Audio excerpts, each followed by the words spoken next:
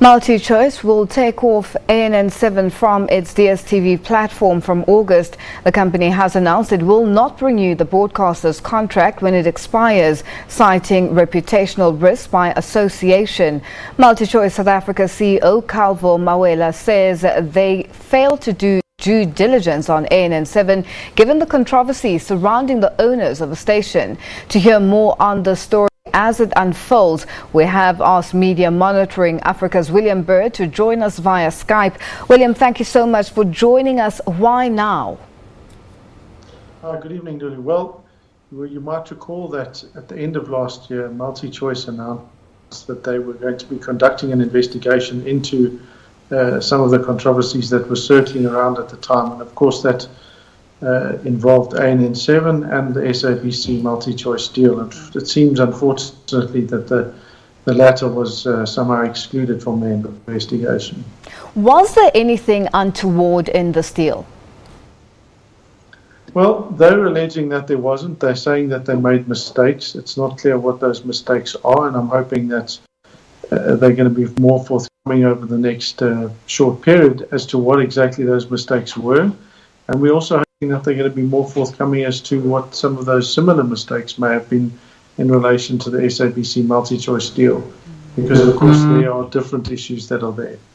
Now, just speaking of the SABC, the agreement has also been brought up by this development. We know that Parliament has referred the issue of the SABC to the Special Investigating Unit. What's your take on this particular deal, the one with the SABC?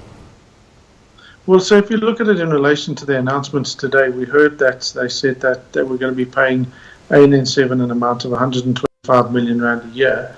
Now, if you look at the SABC Multichoice deal there, it was around 100 million rand a year, which on a level sounds reasonable, except when you then factor in the fact that SABC had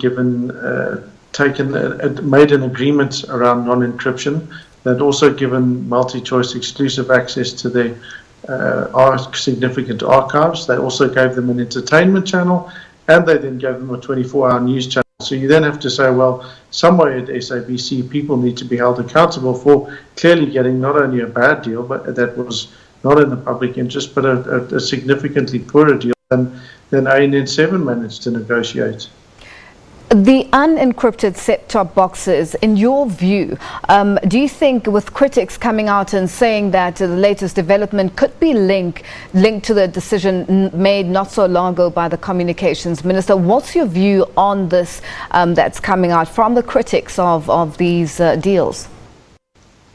Look, the whole issue of encryption and non-encryption has been a significant mess, with blame that needs to be laid against all sides, to be perfectly honest. You had ENCA, or ETV I should say, played their role. Multichoice played a role in delaying it. The ministers, you had we've seen more ministers in the communication sector than most people have had hot breakfast. It really has been a very embarrassing situation for our nation that we've fallen so far behind.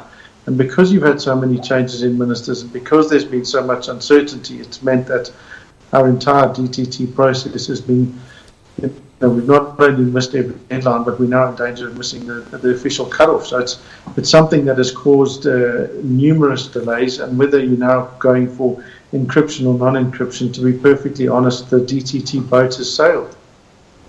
How does the latest development affect the entire media landscape of the country? Well, I think that getting a significant multinational to own up and start to say, yes, we need to do far better due diligence, that we made mistakes. I think it's important that we get a sense of what those mistakes are. It's important that we then are able to hold those kinds of entities far more accountable going forward. And those sorts of things are good for our democracy, because it's not only our government institutions that we need to hold accountable for their actions, but also clearly these significant private institutions. So that's a significant shift and a positive one for the media landscape. Of course, the big news there is that ANN7 is not going to be carried on the Multichoice bouquet from August, and that means that a lot of journalists are likely to be out of a job by then. So there's a significant shake-up in our media sector, but again, they've also announced that there's going to be a new channel. So it may be a bit of a mixed blessing for our sector, to be honest. Now, William, it's been 8 weeks since the DA submitted a request to the Independent Communications Authority of South Africa, ICASA, for an investigation into multi-choice payments. That's to ANN7 and the SABC, allegedly in exchange for the influence of government policy in its favor. Do we know how far ICASA is in pursuing this matter? Well, we're not sure that. We do know that ICASA issued a press release either yesterday or today that said that they are going to be taking this on board and taking it seriously. Obviously, we hope that they'll allow for public involvement. So there will be at least an ICASA investigation into this. We're also aware that Parliament is taking this issue very seriously. So there may well be, in addition to the ICASA investigation, a parliamentary investigation into some of the issues relating to, ANN7 and indeed to the SABC multi-choice deal. So I think that this story has got a long way to go still before there's any kind of final resolution. How far are we in completing the process of digital migration from analog? Well, I mean, we're very, very, very, very far away. I think that to a large degree we need to be looking at alternatives. We've seen mobile growing exponentially. We still need to see that spectrum needs to be freed up. How that's going to be done is still not quite clear. We've seen the DOC coming out with a request for people to start to say that they must take these and go and pay small amounts for these subsidized set-top boxes. But as I said, I think that the DTT ship has sailed. So we are going to be moving towards digital. That's the way everything's going. But I think that most of it is going to be on mobile, and we're going to need to be finding alternative solutions and alternative ways of making sure that the poorest of the poor have access to quality public interest content. William, a definite story to watch as it develops. Thank you so much for joining us. We'll leave it there for now.